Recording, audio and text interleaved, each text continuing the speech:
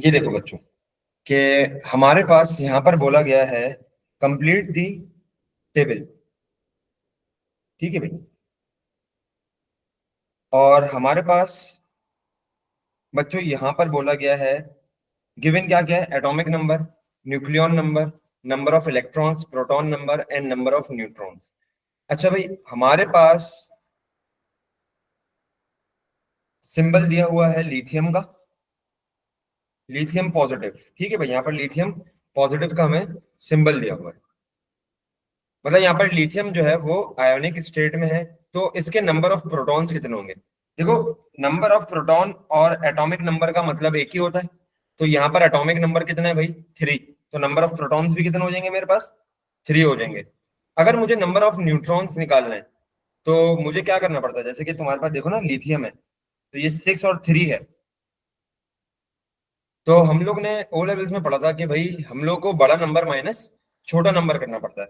तो लिथियम का मैं बड़े नंबर में से छोटा नंबर माइनस कर दूंगा, मतलब mass number minus atomic number कर दूंगा, तो मेरे पास नंबर ऑफ न्यूट्रॉन्स आ जाएगा। तो देखो 6 माइनस 3, 3 मेरे पास आ जाएगा। ठीक है भाई। अब इसमें तुम देखो कि हमारे पास क्या नाम है भाई कि न्यूक्लियन नंबर हमें लिखना है। तो न्यूक्लियन नंबर अगर मैं बोलूं तो मेरे पास कितना है भाई, बड़ा वाला नंबर होता है हमारा, तो न्यूक्लियन नंबर यहाँ पर हमारे पास 6 है।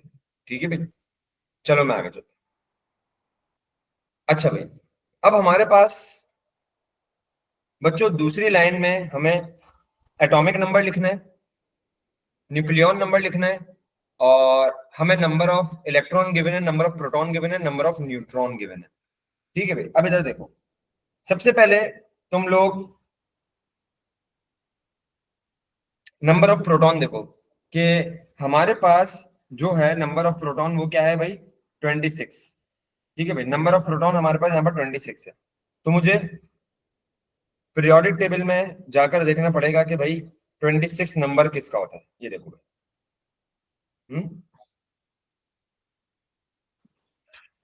देखो भाई, हमारे पास यहाँ पर जो है 26 किसका है, आयरन का है। ठीक है भाई। इसका मतलब यहाँ पर जो बात की जा रही है वो किसकी बात की जा रही है, आयरन की। अब देखो यहाँ पर तुम्हें सिर्फ और सिर्फ सिंबल नहीं लिखना है, तुम्हें सिंबल के साथ साथ इसके नंबर ऑफ इलेक्ट्रॉन और सॉरी नंबर ऑफ प्रोटॉन और एटॉमिक नंबर जिसको हम कहते हैं।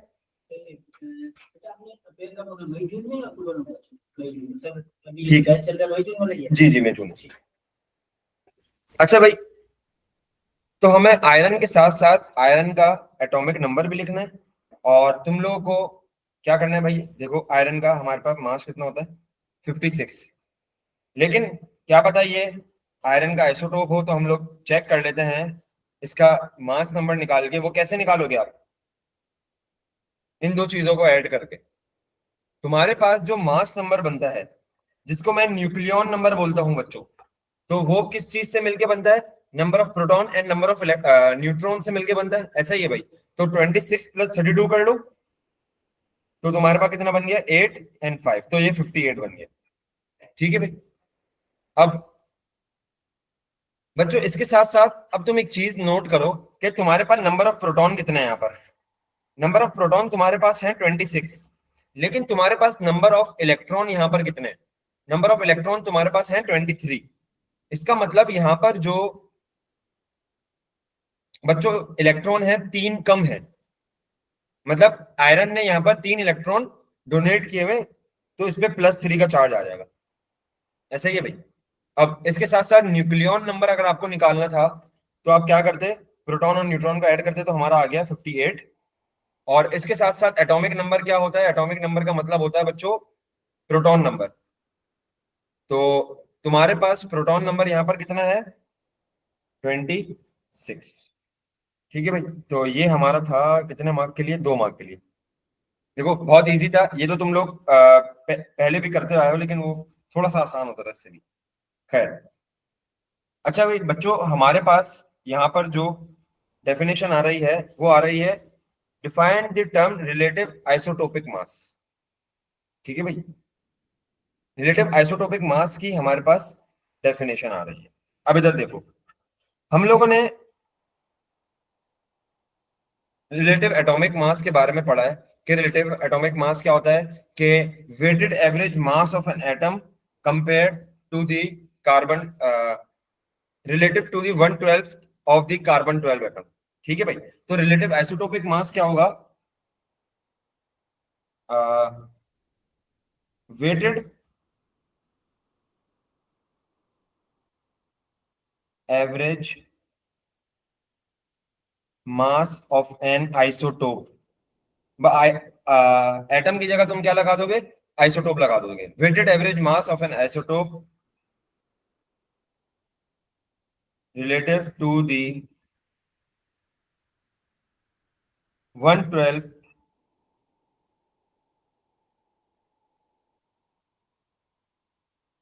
Of the carbon 12 atom. ठीक है बेटा, तो ये तुम्हारे पास 2 मार्क की डेफिनेशन। अच्छा भाई, अभी तक देखो, calculate the relative isotopic mass of boron 11। ठीक है भाई, बोरॉन का हमें दिया हुआ है 11, और इसका हमें मास कैलकुलेट करना है, आइसोटोपिक मास। देखो तुम्हारे पास यहाँ पर बोरॉन की 2 चीजें हैं, एक बोरॉन 10 है जिसकी तुम्हें आइसोटोपिक मास दिया हुआ है 10.0129, और इसकी तुम्हें अबंडेंस जो गिवन है वो है 19.78। इसके साथ साथ तुम्हें बोरॉन 11 है, और बोला गया है कि भाई इसका आपको रिलेटिव आइसोटोपिक मास कैलकुलेट करना है। तो इसमें हमें रिलेटिव आइसोटोपिक मास नहीं पता, एक्स कर दिया उसको मैंने, और अबंडेंस मुझे पता है कि भाई 80.22 है। ठीक है भाई, 2 मार्क के लिए सवाल है बच्चों। अच्छा, अब तुम लोगों को पता है कि हमारे पास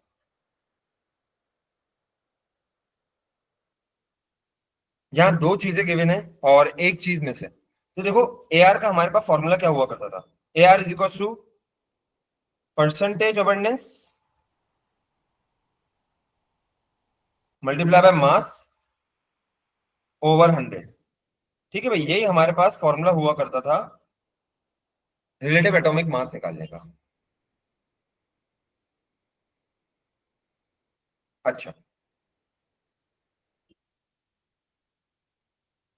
इसके साथ साथ अब देखो कि क्या हमें relative atomic mass of boron पता है भाई, नहीं पता हमें।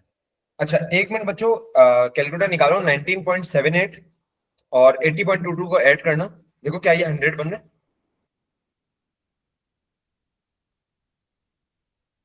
आई थिंक 100 बन रहा है ये, ऐसा ही 100 बन रहा है ना, बस सही है।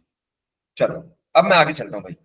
अच्छा, सबसे पहले ना यहाँ पर हम लोगों को एक चीज मिस नहीं दी हुई, वो हमें क्या नहीं दी हुई, कि भाई एक इक्वेशन है तुम्हारे पास, इक्वेशन के अंदर तुम्हारे पास यहाँ पर क्या मिसिंग है, यहाँ पर तुम्हारे पास isotopic mass of boron 11 missing है, ये हमें निकालना है। तो देखो, 2 आइसोटोप है ना, तो ये वाला फॉर्मूला मैं कितनी बार रिपीट करूंगा, 2 बार रिपीट करूंगा। ठीक है, मल्टीप्लाई बाय मास ओवर 100। अब देखो कि तुम्हारे पास यहाँ पर ए आर हमें नहीं पता, ए आर देखो वैसे हम लोग निकाल सकते हैं by using the periodic table, लेकिन खैर अभी हम इसको देखते हैं। पहले वाले की परसेंटेज अबंडेंस पता है मुझे 19.78, मल्टीप्लाई बाय मास मुझे पता है कितना है भाई, 10.0129, डिवाइड बाय 100 कर दो उसको, प्लस सेकंड वाले की मुझे परसेंटेज अबंडेंस पता है, नहीं पता। 1 मिनट, परसेंटेज अबंडेंस मुझे पता है सेकंड वाले की, हाँ, परसेंटेज अबंडेंस पता है मुझे 80.22, इसको परसेंट लिख दो, 0.22 मल्टीप्लाई बाय मास नहीं पता भाई, मास हमें कैलकुलेट करना है, तो इसको मैंने कर दिया एक्स, और इसको मैं कर दूंगा डिवाइड बाय 100। देखो अब ये एक इक्वेशन बनी है बच्चों, एक इक्वेशन के अंदर याद रखना 2 चीजें मिसिंग नहीं हो सकती, ऑब्वियसली तुम्हारे पास कोई ना कोई एक चीज मिस होगी। यहाँ पर तुम्हारे पास जो बोरॉन 11 का है वो मास मिस है, तो देखो तुम्हें ए आर निकालना पड़ेगा बोरॉन का पीरियोडिक टेबल से। ये देखो भाई, बोरॉन का तुम्हारे पास एटॉमिक मास कितना होता है, 11, तो तुम इस सब सब चीजों को किसके बराबर कर दोगे, 11 के बराबर कर दोगे तो 19.78 multiply by 10.0129 over 100 plus 80.22 multiply by x over 100। अच्छा बच्चों, अब इसमें अलजेब्रा कर लो तो बहुत इजी हो जाएगा तुम लोग के लिए। 19.78 मल्टीप्लाई बाय 10.0129, ये एक ब्रैकेट हो गया, प्लस 80.22 मल्टीप्लाई बाय x, तो 80.22 x हो जाएगा ये।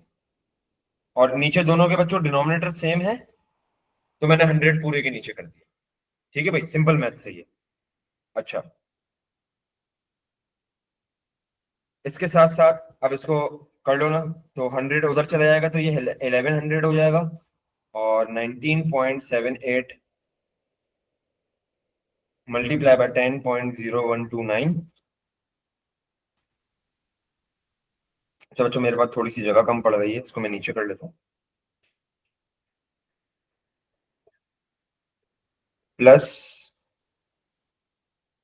80.22x। अच्छा बच्चों, इसकी अलजेब्रा करो और मुझे इसका ना कंफर्म आंसर बताओ, टोटल आंसर बताओ इसका मुझे।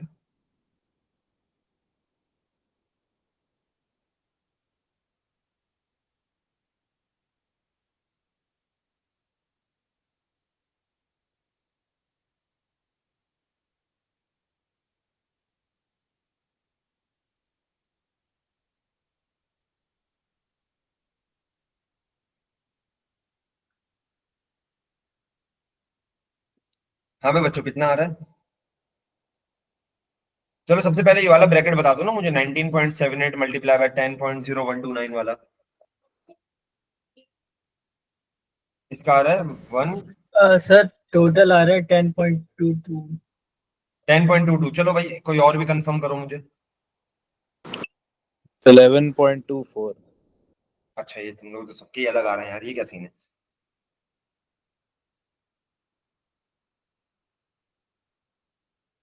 सिंगल सिंगल स्टेप में करो ना, फिर शायद हो जाए। 19.78 मल्टीप्लाई बाय 10.0129 का आंसर दो मुझे सबसे पहले तो। 198, ठीक है, प्लस 80.22x, ये बात क्लियर होती है? अब 198 उधर जाके माइनस हो जाएगा 1100 से, इज इक्वल्स टू 80.22x। अब 1100 माइनस 198 डिवाइड बाय 80.22 करो ना, तो अब आंसर आएगा ना x का। ठीक है भाई, अब बताओ इसका आंसर मुझे बच्चों।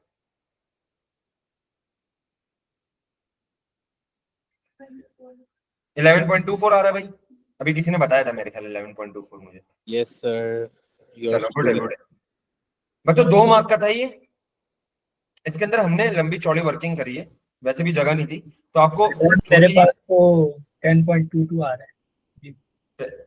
10.22 आ रहा है बच्चों, और किसी के पास तो नहीं आ रहा 10.22?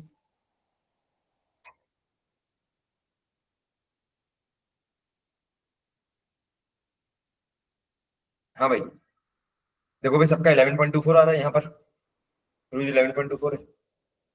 आपका?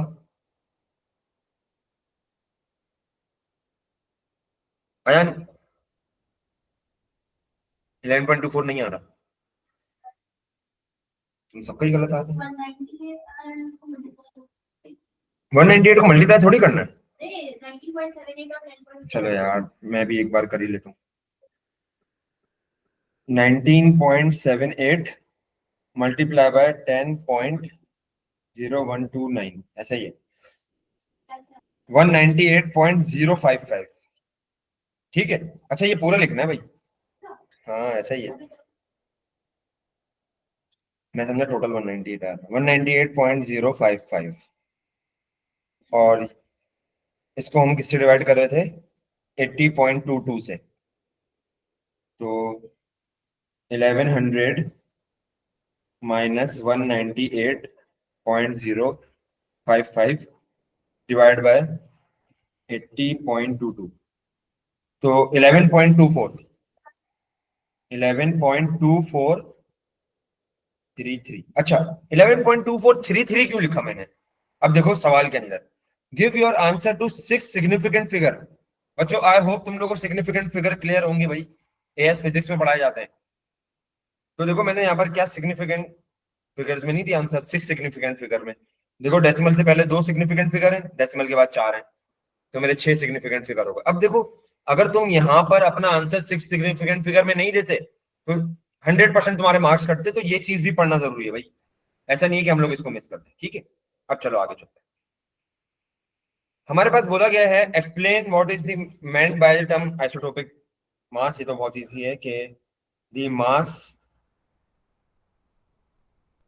The weighted mass, the weighted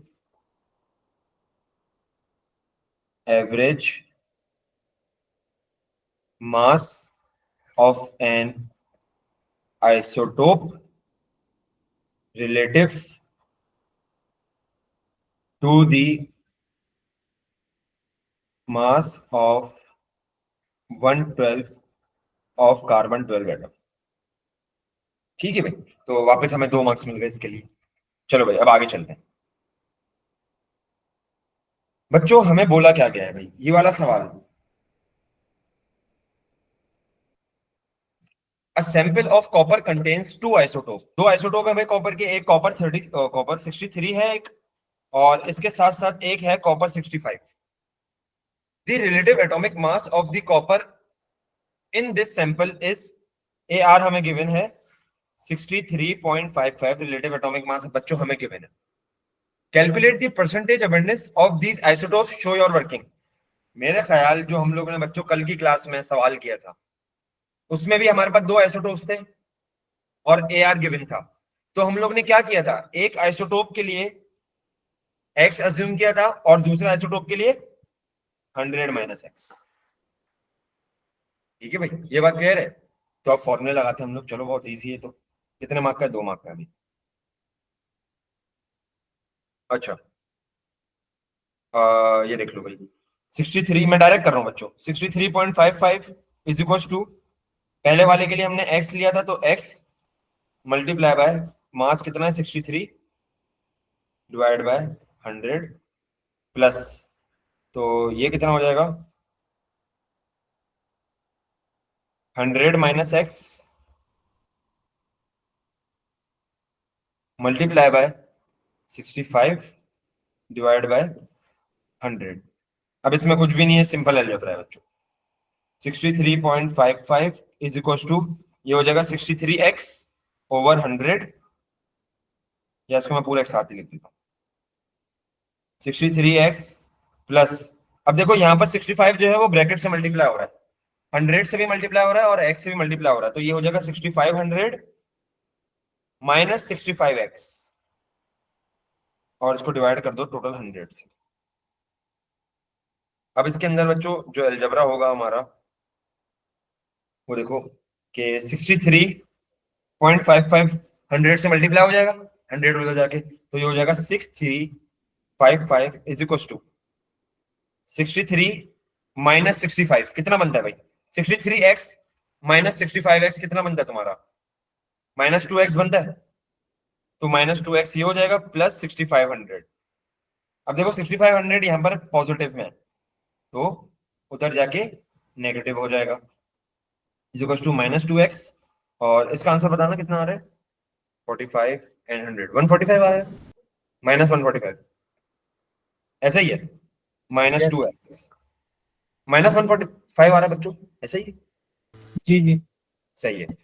अच्छा अब इसको हमें क्या करना है, सिंपल मैथ्स करनी है, -2 कर देना है, माइनस माइनस कैंसिल आउट हुआ, x की वैल्यू बताना क्या आ रही है 72.5। अच्छा बच्चों x की वैल्यू हमारी आ गई है 72.5%।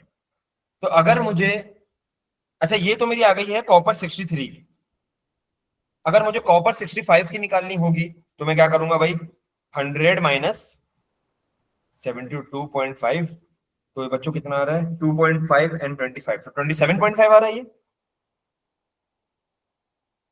ऐसा ही कंफर्म करना, ठीक है। तो देखो हमारे पास कॉपर 63 की आ गई 72.5 और कॉपर 65 की बच्चों हमारे पास आ गई है 27.5। ये इस सवाल में किसी को मसला है, आपका नाम अदर नो सर। वो आपने कल ऑनलाइन क्लास की ऐसे ही। अयान, जोनाथन, सुमैया, क्लियर है बच्चों? Clear sir. ठीक है भाई। अच्छा, अब अगला सवाल तो आई होप तुम लोग कर सकते हो 1 मार्क के लिए। Name the type of bonding with in sample of solid copper. अच्छा बच्चों, कॉपर क्या होता है? मेटल होता है, और मेटल्स के अंदर कौन सी बॉन्डिंग होती है? Ionic, metallic. तो देखो हमारे अंदर, हमारे अंदर बोल रहा हूं, कॉपर के अंदर मेटेलिक बॉन्डिंग होगी बच्चों। अच्छा खैर, ये हम लोग ने अभी पढ़ा नहीं है, लेकिन यार ओ लेवल्स के अंदर तुमने पढ़ा है ना इसके बारे में, बहुत इजी है। तो draw the level diagram to show the bonding within a sample of solid copper. अच्छा बच्चों, सॉलिड कॉपर है, इसके अंदर क्या होगी? मेटेलिक बॉन्डिंग होगी। खैर हम लोग ने अभी मेटेलिक बॉन्डिंग को डिस्कस नहीं करा, लेकिन मैं थोड़ा सा बता देता हूँ। देखो मेटेलिक बॉन्डिंग बनती किस चीज से थी बच्चों? वो बनती थी fixed ions, fixed positive ions and sea of electrons. अगर तुम लोग को याद हो तो हमारे पास देखो फिक्स्ड पॉजिटिव आयंस हैं ये कॉपर के, और इसके पास क्या होगा? सी ऑफ इलेक्ट्रॉन्स होगा। तो ये हमारे पास मेटेलिक बॉन्डिंग की डायग्राम होती थी, अगर तुम लोग को याद हो तो। ऐसा ही है भाई। तो ये जो है ना, ये है हमारे पास फ्री इलेक्ट्रॉन्स, या जिनको मैं डीलोकलाइज इलेक्ट्रॉन भी कहता था, या सी ऑफ इलेक्ट्रॉन्स भी कहता था। ये मजीद तुम लोग की ना बॉन्डिंग में जाके क्लियर हो जाएगी। और ये जो है ना पॉजिटिव आयन, ये फिक्स्ड पॉजिटिव आयन है, मतलब ये अपनी जगह से हिलते नहीं, ऑब्वियसली सॉलिड है ना भाई, तो सॉलिड के जो पार्टिकल्स हैं वो तो फिक्स होते हैं। तो मेटेलिक बॉन्डिंग दो चीजों से होती है, दो चीजों के बीच में होती है। एक फिक्स पॉजिटिव आयन, दूसरा फ्री इलेक्ट्रॉन, डीलोकलाइज इलेक्ट्रॉन या सी ऑफ इलेक्ट्रॉन। ठीक है भाई, नेक्स्ट। अच्छा बच्चों, state the electronic configuration of a copper atom. यहां पर कॉपर की हमें इलेक्ट्रॉनिक कॉन्फ़िगरेशन करने को बोल रहा है। बच्चों तुम्हें पता है कि कॉपर जो है एक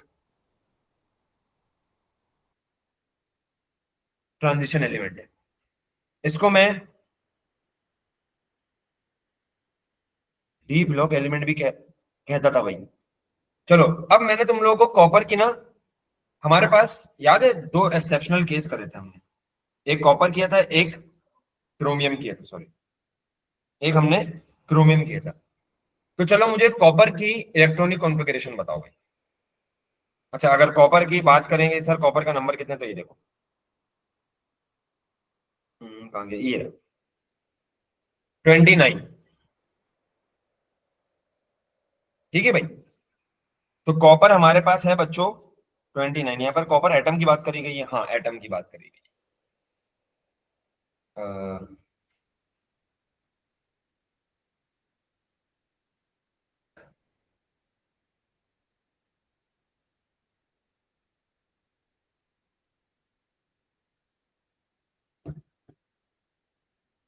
हाँ भाई, कॉपर की हमारे पास इलेक्ट्रॉनिक कॉन्फ़िगरेशन क्या होती है बच्चों? 1s2, 2s2, 2p6, 3s2, 3p6, 4s2 and 3d9। ऐसा ही है बच्चों, ये गलत है।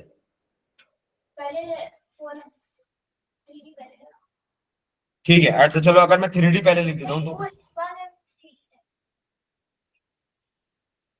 देखो भाई, मुझे रूल्स में बोला कि सर आप पहले 3d लिख दें और बाद में 4s लिख दें। देखो ये अभी भी गलत है, पता है क्यों?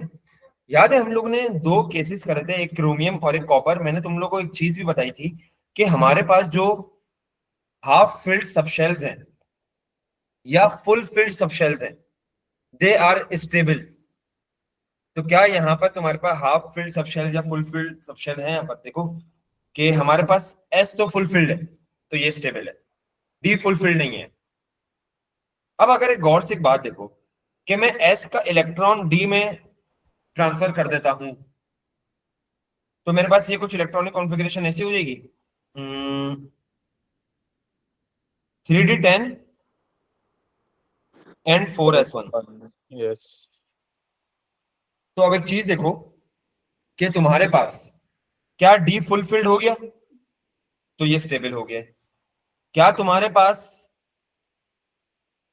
एस हाफ फिल्ड है, तो ये भी स्टेबल है। तो ये तुम्हारे पास ये वाली सही है। ठीक है भाई, ऊपर वाली गलत है तो ऊपर वाली नहीं लिखते हम। एक मार्क की थी, देखो एक मार्क लूज कर देते हैं अभी तुम।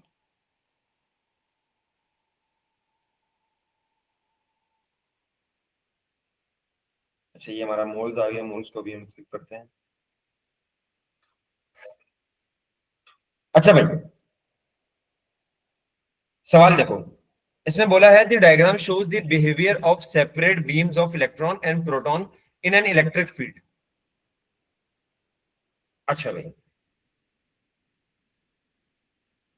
उसने ये बोला है कि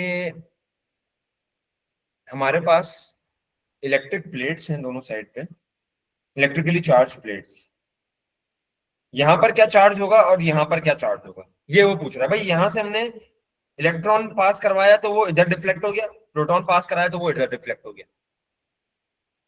तो मुझे एक बात बताओ, इलेक्ट्रॉन पे मेरे चार्ज क्या होता है? नेगेटिव होता है। तो मेरे पास वो किससे अट्रैक्ट होगा? पॉजिटिव से। तो मेरे पास इस वाली प्लेट पे क्या चार्ज होना चाहिए? पॉजिटिव। और प्रोटॉन है ये, प्रोटॉन ऑब्वियसली नेगेटिव चार्ज से अट्रैक्ट होगा, तो यहाँ पर नेगेटिव। ठीक है, ये एक हमारा एक मार्क का होगा। अच्छा, उसने बोले पार्ट 2 देखो भाई।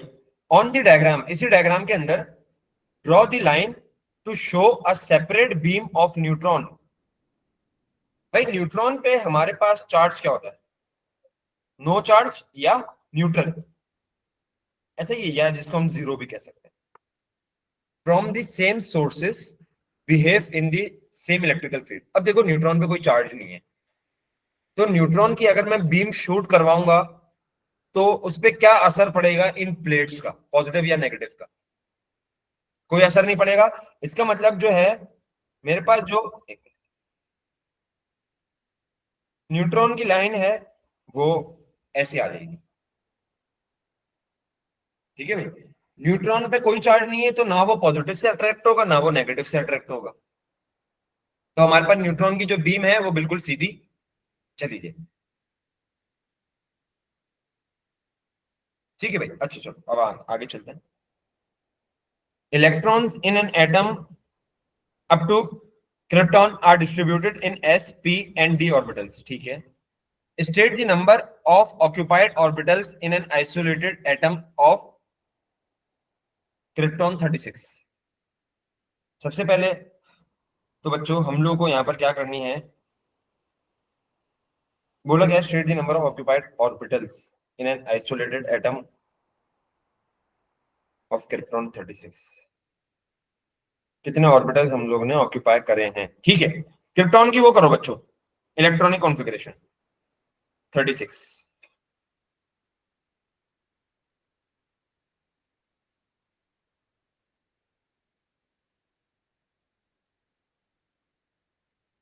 One s two s two p six, three s two, three p six. कितना होगा भाई? तो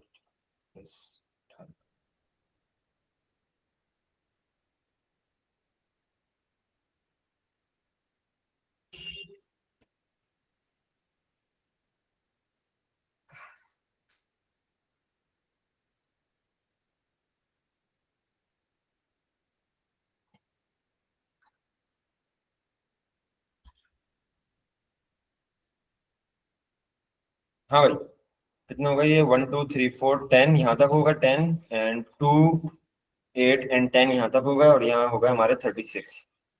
तो ये होगा हमारा 4p6 हो जाएगा। ठीक है भाई, सबकी यही हुई इलेक्ट्रॉनिक कॉन्फ़िगरेशन बच्चों। 3D के बाद 4p6 आया सबका, ऐसा ही है। तो देखो, state the number of occupied orbital in an isolated atom of krypton. S के ऑर्बिटल कितने हैं इसके अंदर? 1 2 3 4, ऐसा ही है। एस के ऑर्बिटल 4 है। पी के ऑर्बिटल कितने? 1 2 एंड 3। और डी के ऑर्बिटल कितने? 1। ऐसा ही है, तो 3 मार्क का, इजी। आगे चलते हैं। अच्छा भाई, complete the diagram to show the number and relative energies of the electrons in an isolated atom of silicon। बच्चों सिलिकॉन है हमारे पास 14, हाँ अच्छा चलो ये तो गिवन है, सिलिकॉन है हमारे पास 14 होता है भाई। देखो 1s के अंदर उसने 2 इलेक्ट्रॉन्स तुम्हें रखे होंगे, मजीद में आगे चलता हूँ 2s में भी 2 इलेक्ट्रॉन्स आ जाएंगे बच्चों। इसके इलेक्ट्रॉनिक कॉन्फ़िगरेशन कर लो, चलो फिर आसान हो जाएगा। 1s2 2s2 2p6 3s2 फिर 3p2। देखो ना यहाँ पर 2 4 10 एंड 12 एंड 14, ठीक है। 2s के अंदर हमने 2 रख दिए, 2p के अंदर हमें बच्चों रखने हैं 6, 1 2 3 4 5 एंड 6, ऐसा ही है। ये मैंने गलत करा है। तुम लोगों ने देखा होगा कि मेरा order of arrangement of electrons थोड़ा सा गलत था। हम लोग ने रूल नंबर 3 याद रखो इलेक्ट्रॉनिक कॉन्फ़िगरेशन का, कि हम लोग को 1 बाय 1 एनर्जी लेवल्स के अंदर फिल करना होता था। ऐसा ही है विद ऑपोजिट डायरेक्शन, तो मुझे ऐसे फिल करना होगा। पहले हम लोग पी एक्स में करेंगे, फिर पी वाई, फिर पी जी में ना, ऐसे होता था हमारे पास पी, तो ये पी एक्स पी वाई ये पी जी। बच्चों मैं दोनों में एक साथ नहीं कर सकता ना, मैं क्या करूंगा कि पहले पी एक्स में एक, फिर पी वाई में एक, फिर पी जी में एक, then p x then p y and then p z with opposite spin, ठीक है। ये एक बात हो। अब 3s में कितने 2 इलेक्ट्रॉन्स हैं 1 एंड 2, इसके साथ साथ 3p में हमारे पास 2 इलेक्ट्रॉन्स हैं 1 एंड 2, ठीक है भाई। अच्छा ये गलत है भाई, क्यों गलत है भाई?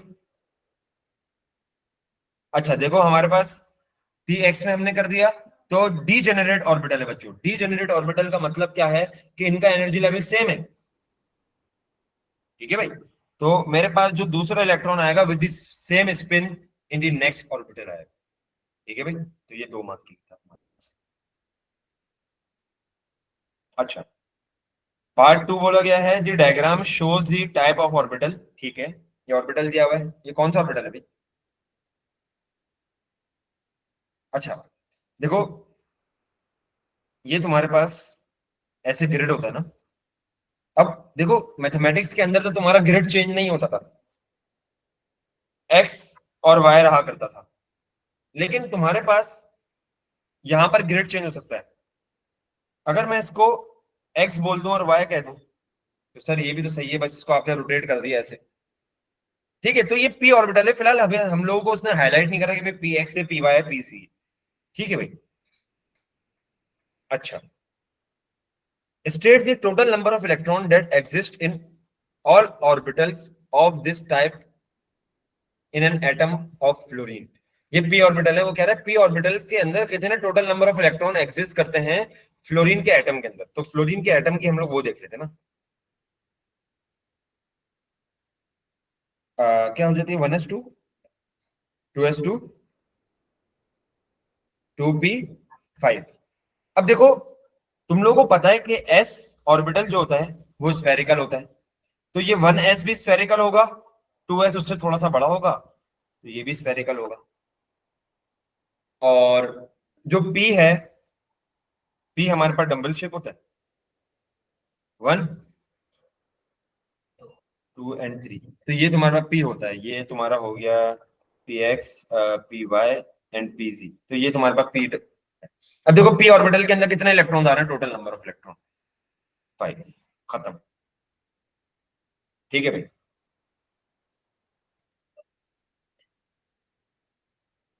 अच्छा भाई द फर्स्ट आयोनाइजेशन एनर्जी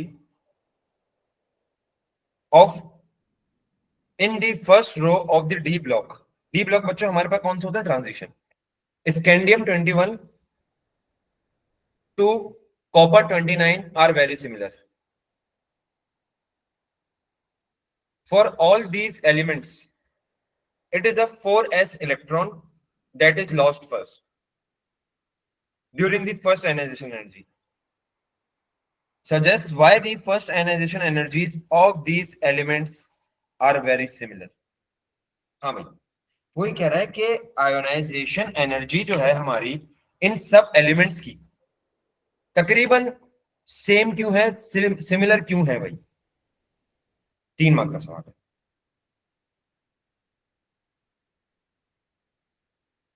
अच्छा बच्चों अगर तुम इलेक्ट्रॉनिक कॉन्फ़िगरेशन जो मैंने कराई थी डी ब्लॉक एलिमेंट की, उसमें जाओ।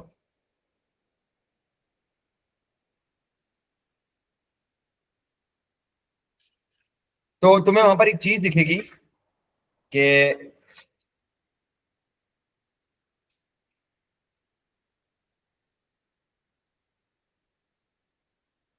सबसे पहले तो चलो मुझे ये बताओ कि तुम्हारे पास जो आयोनाइजेशन एनर्जी है वो डिपेंड किस पे करती है। उसके दो फैक्टर्स हमने पढ़े थे भाई।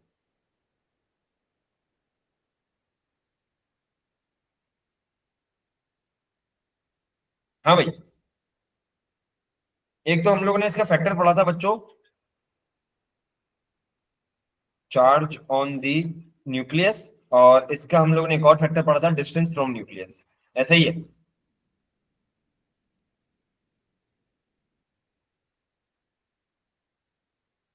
अच्छा, यहां पर उसने हमें बताया हुआ है कि it is a 4s electron that is lost first during the first ionization energy. तो अगर तुम इनकी इलेक्ट्रॉनिक कॉन्फ़िगरेशन देखो ना, तो तुम्हारे पास जो 3d ऑर्बिटल होता है, उसके बाद तुम्हारे पास क्या हो रहा होता है, 4s ऑर्बिटल आता है। ऐसा ही है भाई। तो जो तुम्हारे पास, हम लोग पहले इलेक्ट्रॉन सब में से किस में से निकाल रहे हैं, 4s में से निकाल रहे हैं। ऐसा ही है। तो हम लोग का जो क्या एनर्जी लेवल यहाँ पर सबका सेम है कि 4s में से हम लोग इलेक्ट्रॉन निकाल रहे हैं। तो क्या हमारे पास जो आयोनाइजेशन एनर्जी की सिमिलैरिटी है वो भी होगी, क्योंकि हम लोग सेम क्या कह रहे हैं कि ऑर्बिटल में से निकाल रहे हैं। तो देखो इसमें तुम्हारे पास क्या होती है, 1s2, 2s2, 2p6, 3s2, 3p6, और then 4s2 and then 3d10। अब डी ब्लॉक का था तो हम लोगों ने क्या करा, ट्रांजिशन था तो हम लोगों ने डी पहले लिख लिया, एस बाद में लिख लिया। तो तुम देखो कि ट्रांजिशन के अंदर हमेशा पहला जो इलेक्ट्रॉन जाएगा, फर्स्ट आयनाइजेशन एनर्जी की बात कर रहे हैं, हाँ, वो तुम्हारे पास एस में से जाएगा। तो देखो इन सबका मतलब एनर्जी लेवल सेम है, और पीछे जो इलेक्ट्रॉन्स हैं वो तकरीबन वो भी क्या है, सेम है। और एक और बात कि तुम्हारे पास यहां पर जो है, क्या तुम्हारे पास नंबर ऑफ शेल सेम है यहाँ पर? हाँ भाई, मुझे एक बात बताओ, एक ही रो में है, मतलब ये क्या कहलाता है, पीरियड। तो पीरियड के अंदर क्या तुम्हारे पास नंबर ऑफ शेल सेम होते हैं? ऐसा ही है। तो जब तुम्हारे पास नंबर ऑफ शेल सेम है, तो क्या तकरीबन तुम्हारे पास शील्डिंग इलेक्ट्रॉन सेम होंगे? तो शील्डिंग इलेक्ट्रॉन का इफेक्ट भी सेम है, तो इसलिए तुम्हारे पास यहाँ पर क्या हो रही है, सिमिलैरिटी आ रही है किसमें, फर्स्ट आयनाइजेशन एनर्जी में। तो इसका आंसर हम लोग देखते हैं, दी। अच्छा, उसने सिमिलर बोला, सेम नहीं बोला, तो ये बात याद रखना कि सर हमारे pass through out the period तो हमारे पास डिस्टेंस भी तो न्यूक्लियस से कम हो रहा होता है। तो देखो वो उसने सिमिलर बोला कि इतना डिफरेंस नहीं होगा इसमें, डिफरेंस होगा लेकिन इतना ज्यादा नहीं होगा। तो इसमें हम लोग लिख लेते हैं, the first ionization energies of these elements are very similar as the electron loss are from the same energy level, so same energy is required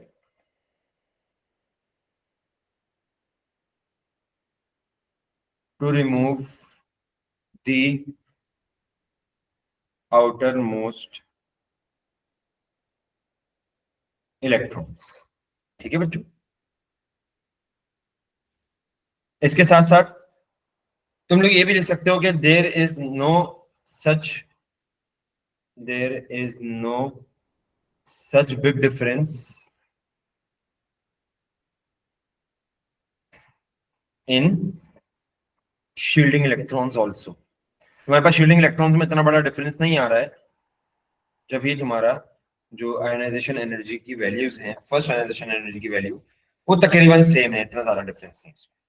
ठीक है भाई। अच्छा बच्चों, ऑनलाइन वालों क्लियर हो रही है सारी बातें, अयान और सुमैया? Yes sir. सर चलो चलो अब आगे चलते हैं बच्चों हम। Hydrogen is a general term used to represent the ions H positive और अच्छा बच्चों ये देखो ना, आइसोटोप्स हैं हाइड्रोजन के, ये हाइड्रोजन है, ये ड्यूट्रियम है और ये ट्रिटियम है। खैर, state in terms of subatomic particles in the nucleus what is the same about each of these ions and what is different। तो सेम देखो, तुम्हें एक चीज क्लियरली नजर आ रही है जो कि है हमारा एटॉमिक नंबर, या जिसको मैं प्रोटॉन नंबर भी कह सकता हूं। और डिफरेंस हमारा किस चीज का आ रहा है भाई? न्यूक्लियॉन नंबर या मास नंबर। ऐसा ही भाई, एक मार्क का था, इजी था।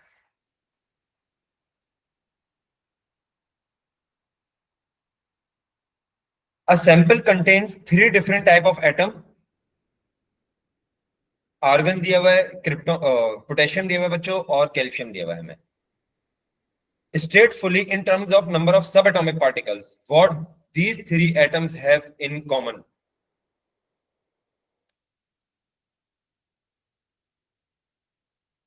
हमें सब एटॉमिक पार्टिकल के बारे में बताना है। अब अगर बच्चा यहां पर एक चीज लिखता है 40 40 एंड 40, न्यूक्लियॉन नंबर सेम है। अच्छा, अब मैं आगे चलता हूं। आर्गन में मेरे पास प्रोटॉन कितने हैं? 18। और इलेक्ट्रॉन कितने? 18। और न्यूट्रॉन कितने होंगे? 40 माइनस 18 आई थिंक 22।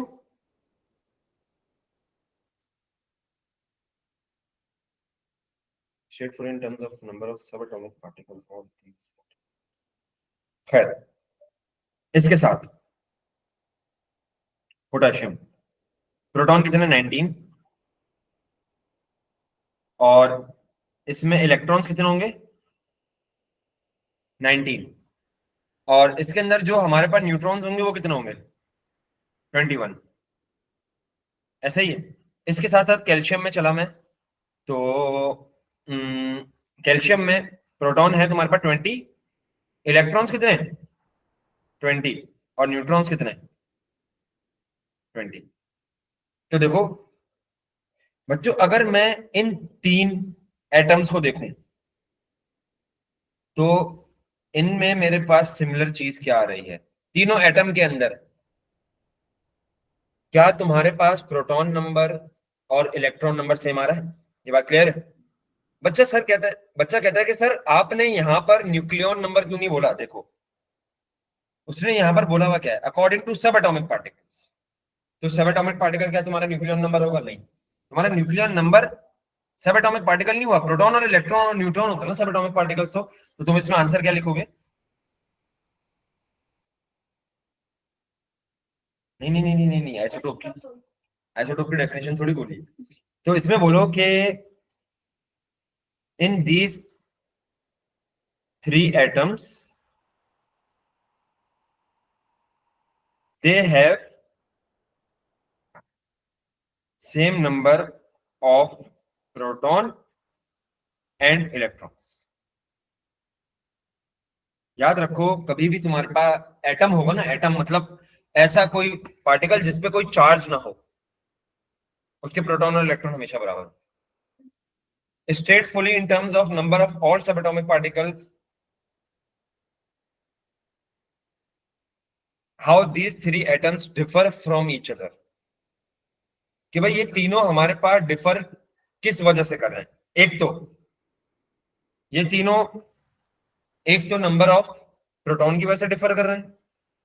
तुम्हारे पास नंबर ऑफ प्रोटॉन आर्गन का 18 है, पोटेशियम 19, कैल्शियम 20, तो तुम्हारे पास प्रोटॉन नंबर डिफरेंट है। एक पॉइंट तो ये हो गया, प्रोटॉन नंबर डिफरेंट। अब मुझे एक बात बताओ, क्या जब प्रोटॉन नंबर डिफरेंट होगा क्या तुम्हारा इलेक्ट्रॉन नंबर डिफरेंट होगा? इलेक्ट्रॉन नंबर भी तुम्हारे पास डिफरेंट है। और तुम्हारे पास इलेक्ट्रॉन नंबर डिफरेंट है तो क्या तुम्हारे पास न्यूट्रॉन नंबर डिफरेंट है? तुम्हारे पास पोटेशियम आर्गन का कितना है? 22 न्यूट्रॉन, और पोटेशियम का 40 माइनस 19 21, कैल्शियम का 20। तो देखो neutron number is also different. Sir अगर एक भी लिख दो तो एक मार्क मिल जाएगा, तीनों लिखेंगे तो एक मार्क।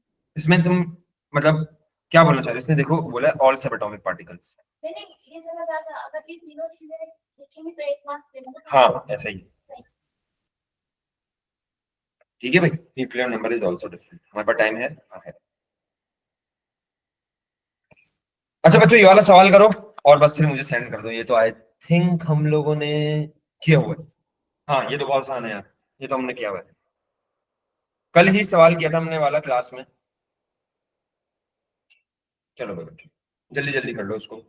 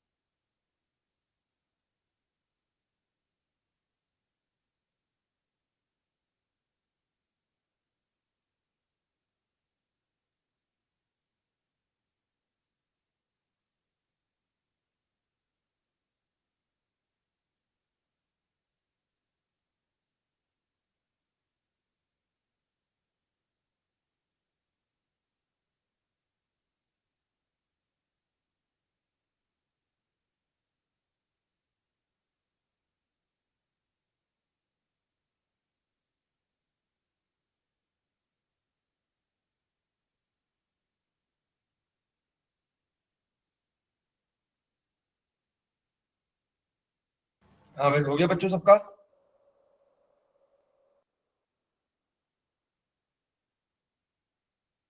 क्या आंसर आ रहा है भाई सबका?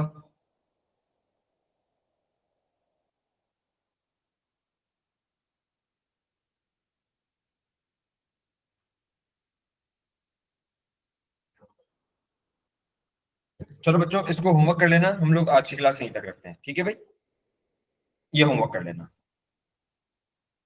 अच्छा बच्चों एक मिनट रुकना, मेरी फाइल में कितने सवाल रह गए हैं। हाँ ये मैं आप लोगों को बच्चों फाइल शेयर कर दूंगा, तो आप लोग इसको ना कंप्लीट कर लीजिएगा और मुझे ग्रुप पे वापस सेंड कर दीजिएगा, ठीक है बच्चों? अल्लाह हाफिज बच्चों। अल्लाह हाफिज़ सर।